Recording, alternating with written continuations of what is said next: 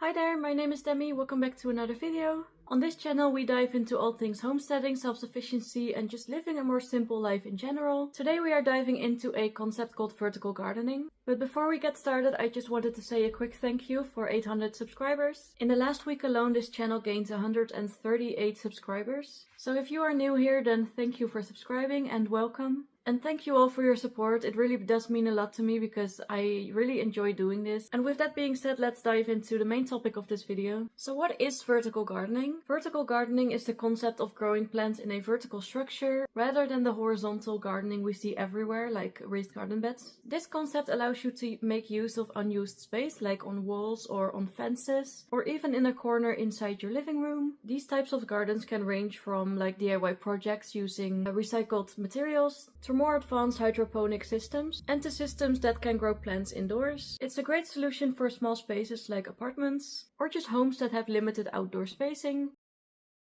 So why should you consider vertical gardening? Here are some of their major benefits. First off, and I think this one is kind of obvious, but it saves you a ton of space. Vertical gardens are great for small yards, balconies, and like I said, a corner in your living room. It's just a great way to maximize your growing area. Because you're stacking plants upwards, you can often fit more plants in the same space. A vertical garden allows you to grow more, and it also allows you to try different varieties because you're growing more anyways, ultimately increasing your harvest. If you want to use a vertical garden indoors, then just like other houseplants, it will improve your air quality by absorbing carbon dioxide, and in return it will release oxygen, of course. Even if you're not even into growing vegetables, you can use these by just putting more houseplants in the same space, making a very eye-catching feature in your house. Vertical gardens can be really easy to maintain as well. Because these gardens are raised up from the ground, just like a raised garden bed, weeds are less likely to spread to these containers. Vertical gardens are also really easy to water,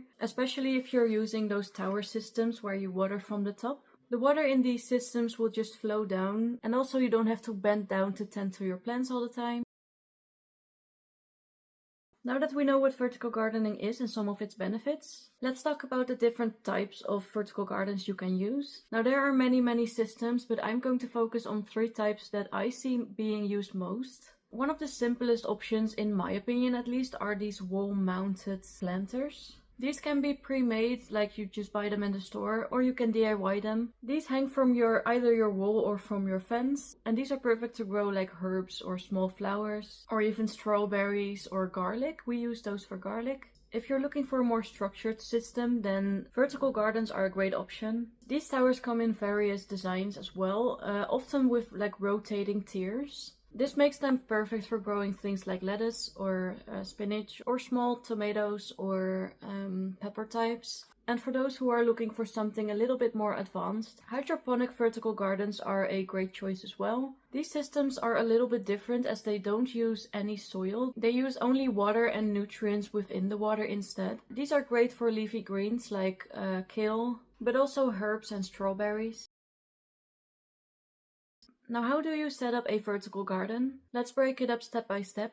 First, you need to consider how much sunlight your garden gets in general. Most outdoor plants need about 4 to 6 hours of direct sunlight a day. So make sure that you put your vertical garden in a space with ample light. Also, if you want to put it under a roof or like a cover, remember that you're gonna have to water it more frequently than in a spot where rain could get to it naturally. I really advise to just put it in the rain. It saves so much energy and water. Lily!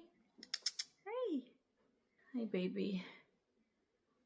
It's our first cat making an appearance in this video. She's very playful today, so she will probably be back in a little bit. Next, choose the right plant to put in your vertical garden. Herbs, lettuce, strawberries, and also small types of tomatoes and peppers work very well in these types of setups. You want to look into plants that don't need as much like soil depth, because most vertical garden systems use very shallow containers. Next up, you're gonna want to look into all the different types of vertical garden setups. Pick the vertical garden that works best for you and the type of plant that you want to grow in them.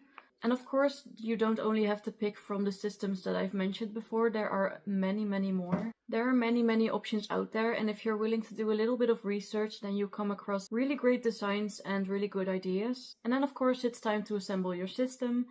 If you're using one of those pre-made ones that you just buy from the store, then it's as simple as following the instructions that come with it. For DIY projects, you can use materials like pallets or shelves or wooden frames to make your own structure.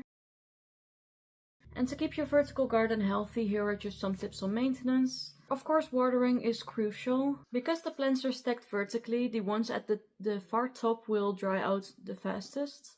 Make sure you water from the top and let the excess trickle down. And in hydroponic systems, make sure you keep an eye on the water level, as well as the balance in nutrients, of course. Of course, make sure to prune your plants frequently to allow for new growth, and also to prevent them from becoming too crowded. You're gonna want to harvest as soon as your vegetables or herbs are ready. This allows for more growth as well, or this will open up space for new plants, and this way you just harvest as much as you can. Most vertical gardens are less prone to pests as well, because the plants are lifted off of the ground and not in contact with any other plants.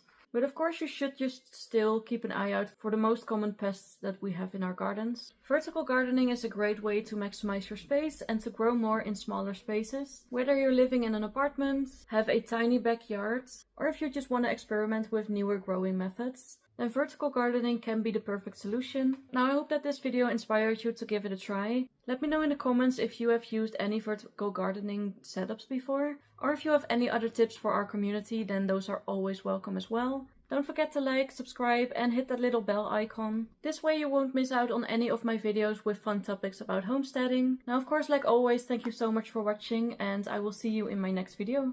Goodbye!